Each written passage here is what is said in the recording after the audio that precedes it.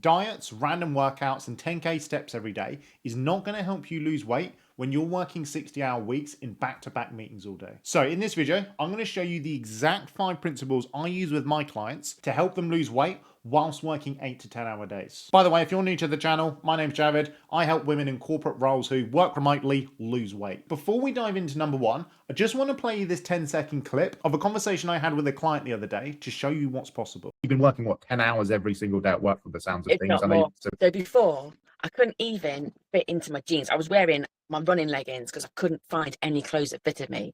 And I was like, I'm not buying any more. I am not buying bigger clothes to accommodate this.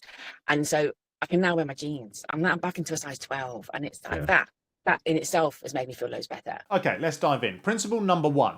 Forget about the calories. I know this goes against everything you've been told to believe, but I've helped over 300 women lose weight and not asked a single one to track their calories. Now, for context, no, we can't just ignore human biology. To lose fat, you need to be in a calorie deficit. And I know what you're thinking. How the hell am I gonna be in a calorie deficit if you're telling me I need to forget about the calories? Well, let's take an analogy of saving on calories to lose weight and saving money for a house deposit. When you save money for a house deposit, you can check your bank every single day. Check the money coming in, check the money going out to the penny or to the dollar for my American audience. Great. Why don't I now just do that with my calories? Well, the first problem with that is, do you know the cash going out per se, the amount of calories you burn each day, every day? Because every day is going to be different? Well, yes, you can actually. There's a machine that straps to your face which measures the CO2 you breathe out and can accurately measure the amount of calories you're burning. But I'm willing to bet not a single person watching this has ever used one. And if you have, you're definitely not using it every single day. What most people do is fill out one of those online calorie calculators which asks a couple of questions and gives you a rough estimate. That is not enough. That is like, to take the money example again, being told you're on a salary of anywhere between 70 and 100,000 doesn't really help, does it? And I don't want to go off on a tangent about the inaccuracy of the food labels or the inaccuracy of the wearables, but the bottom line is this. You do not have an accurate figure of the amount of calories you burn a day. At best, you have a rough estimate. And considering you're short of time, adding in tracking and worrying about all the calories is not going to be the most efficient use of your time. So what do you do instead? Well, you need to develop a system that you can follow easily that doesn't have you feeling like you are on a diet, but still puts you in a calorie deficit. Now, this is going to be different for everyone, but I'll give you some examples of some of the strategies we used for my client you saw at the start. 1, we used a simple portion strategy where she could just use her hands to measure the protein, carbs, and fats on her plate. 2, we planned out the week ahead as much as possible and always knew what we was going to be eating ahead of time. We knew what we were going to be doing for snacks, for eating out, for Christmas, and so on. And 3, we made sure 80 to 90% of the foods we ate were whole foods, and we used the remaining 10% to make the foods taste amazing. Now, am I saying you can completely disregard calories and it doesn't matter, you can just have donuts for breakfast and takeaway every single day? Obviously not. But unless you're a bodybuilder who loves obsessing over this, stressing about tracking calories is going to be a waste of your time. You need to learn to create a nutrition system that's going to work around you and what you like. And if you don't know how to do that, get some help. Principle number 2, Bernard's Watch. When I was younger, there was a show called Bernard's Watch where he could just literally freeze time. Unfortunately, in the real world, we can't just do this. We can't just add hours onto the week. So we need to get the most out of the hours we already have. There are going to be things you are already going to do, and you need to develop the habit of spotting how to maximize the most out of that time. You are going to wake up early on Monday morning and check your emails before work. Why not do that whilst getting a walk in? You are gonna meet Jenny on Saturday for a catch up. Why not go and get a coffee instead of going for a all you can eat brunch? You are gonna take the boys to football on Sunday, so while they're playing, why don't you spend that time writing out a meal plan for the week? You need to become a master of maximizing the time you have, and that will come with practice. You also need to be a master of spotting what isn't the best use of your time, and that can actually be the hardest part. Let me give you an example.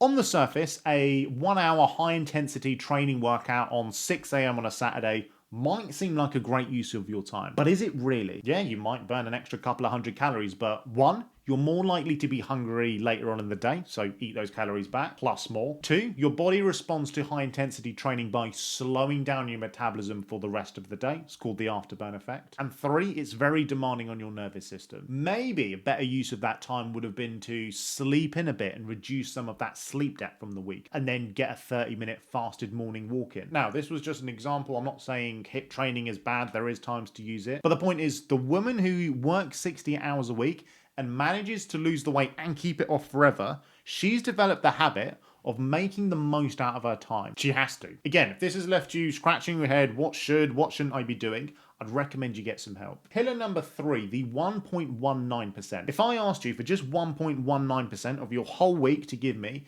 and you can get in the best shape of your life, do you think you could find that? Well, the good news, that's all you need. 3 45-minute workouts. That's the frequency of the workouts I do, and that's how many times the majority of my clients do as well. I actually have quite a few doing only 2, and they get great results as well. Now, the important thing here is that you are doing the right thing in that time. Those 45-minute fat-burning workouts you see online are a complete waste of your time. The goal of your workout is to do one thing and one thing only: increase your lean muscle mass. The goal of the workout is not to burn calories. I repeat, the goal is not to burn calories. Why? Well, only 5% of the calories you burn on a day-to-day basis comes from the exercise. If you're working 60-hour work weeks, you don't have time to be focusing on that 5%. You need to be focusing on that 95%. Increasing your lean muscle will increase your metabolism. And before you say, Jared, I want to lose weight, I don't want to look bulky, I'm going to put on screen how much 5 pounds of fat looks like compared to 5 pounds of muscle. You are not just going to wake up one day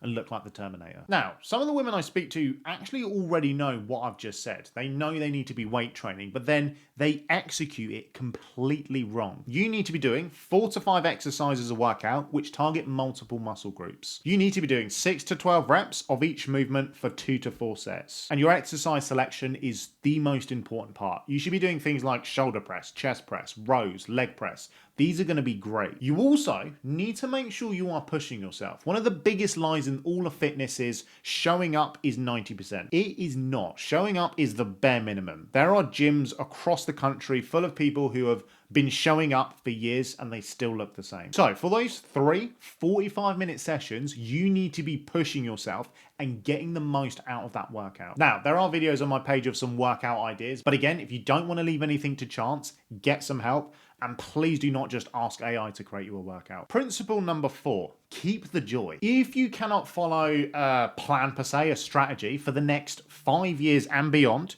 do not bother doing it for the next 5 minutes. You need to enjoy the process. You cannot cut out all the things you love and just fill it with the things you hate. Keep your favorite foods in, keep in the social events, keep in the things you love to do every day. And at the same time, do not fill it up with things you dread. If you don't enjoy getting up at 5 a.m. and going for a run, don't. If you don't enjoy eating bland, tasteless foods, don't. If you don't enjoy getting to bed every day at 9 or you can't, don't. If there are parts of your plan that you think, oh God, tomorrow I've got to do that, that is a very clear indicator you are following the wrong plan. Because as motivated as you might be for the first couple of weeks, sooner or later that will wear out and you will burn out. Find the ways to keep the joy in. For me, as an example, not the biggest fan of running, and I couldn't think of anything worse than going to the gym and standing on a treadmill.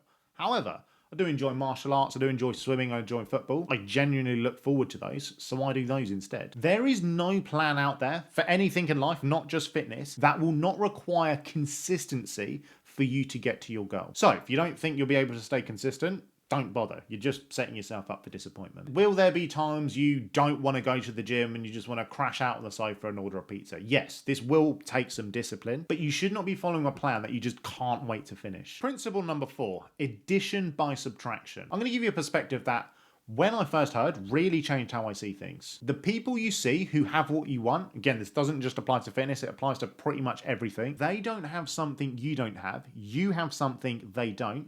And that is why you're not getting the same results. A great example of this is people in prison. We've all seen documentaries, 90% of them are in phenomenal shape. They don't have anything you don't. They have worse food, worse equipment, less access to information, yet they still get into incredible shape. Why is that? Well, let's look at what they don't have. They don't have a job. They don't have kids, or at least in there with them. They don't have Uber Eats. They don't have meeting deadlines. They don't have brunch on Saturday. And because of that, they are able to just focus focus on getting in really good shape. Now, obviously we can't just abandon our kids and quit our jobs and focus on losing fat all the time. But as with anything in life, there will need to be trade-offs. You cannot prioritize everything. You can't go into the next few weeks and be moving house, studying for a master's degree, changing careers, starting a family, and also tell me losing weight is a priority. That's just not how it works. You can do a couple. Maybe you can move house and you're in the process of getting a new job. And yeah, you can still lose weight. Might be a bit harder, but it's definitely doable. But you can't do everything in one go. And if you are already working 60-hour work weeks and losing weight is a priority for you, you are going to need to learn to say no. I know the last point was keep the things in you enjoy. Yes, that is important, but there will be times you need to say no. You cannot go out to eat 7 times a week and expect to see great results. You can't have a bottle of wine 3-4 times a week and expect to see great results. You might need to learn to say no to a couple of kids' pizza parties, or at least not have the pizza if it's every single weekend. So the last missing piece isn't actually anything missing. It's actually removing and learning to prioritize what is important. Now, if you're working 60-hour work weeks and you've made it this far into the video, it's very likely that weight loss is a priority for you. So if it is, and you're still struggling, my question for you is, why are you still trying to figure this out in your spare time? Why have you not got the help you need to actually get the results you want? If you're a woman over 30 and you're serious about making a change, there'll be a link in the description for how we can make that happen together. If not, and you found this video helpful, make sure to subscribe to the page, and YouTube thinks you should watch this video next.